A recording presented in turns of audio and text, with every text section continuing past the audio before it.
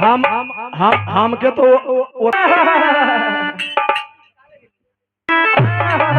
हमारी हो क्या हमारी ना भाई बाबा रात रात रह गई भिन सारी ना भाई तो कर जिंदगी क्या पूछने मारू ए बाती अरे तोहरे रहत हमरा से दिया के सिगारी ना भाई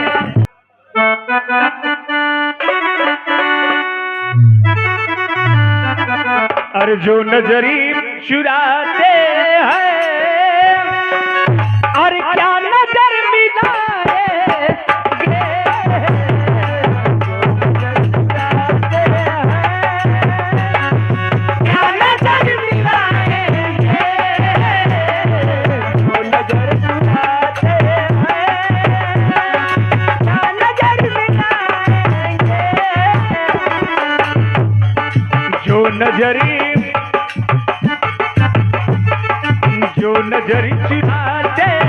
हैं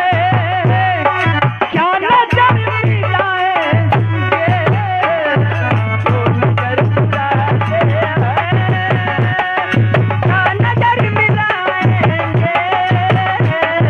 जो नजर चुराते हैं क्या नजर मिलाएंगे।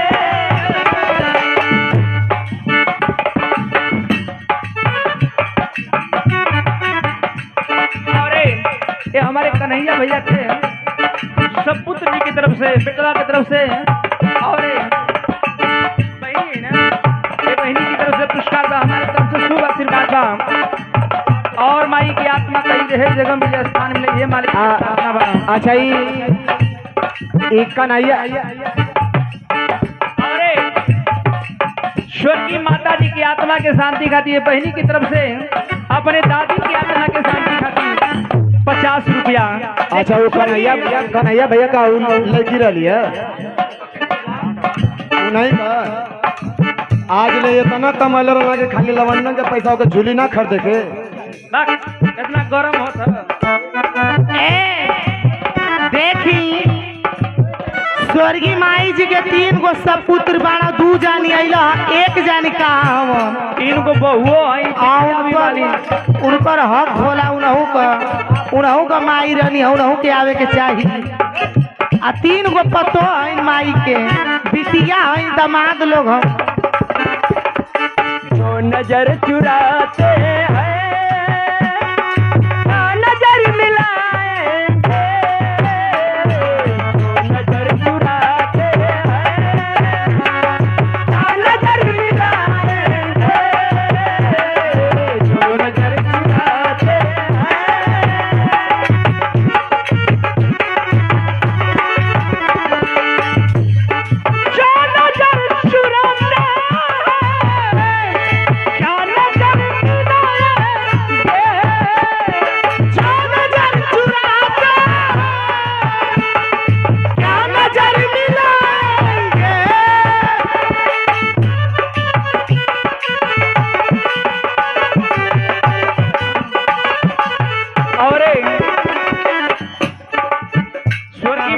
की आत्मा के शांति खाती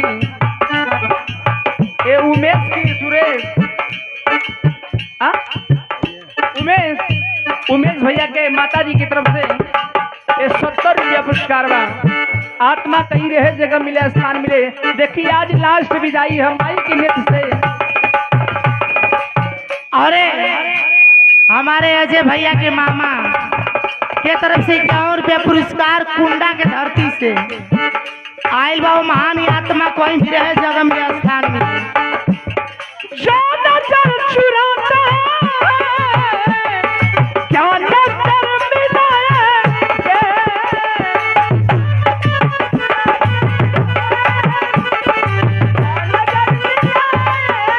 अरे क्या नजर मिलाएंगे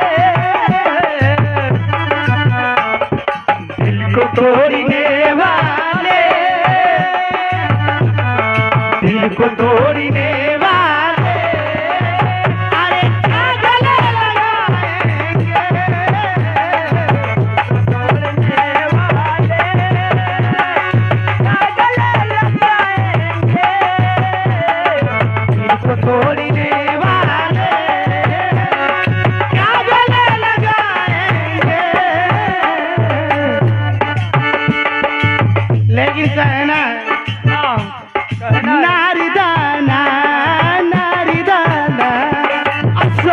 टोपी वाले नारी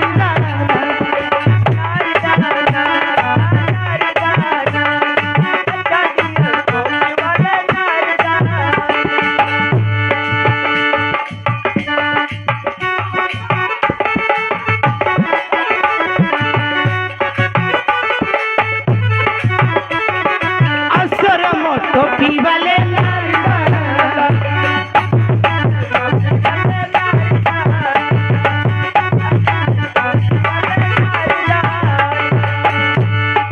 दिल को तोड़ने वाले, दिल को तोड़ने वाले, अरे काजल लगाएंगे तोड़ने वाले, काजल लगाएंगे, तोड़ने वाले, काजल लगाएंगे। और बहुत रुपया पुरस्कार मौके गीत होके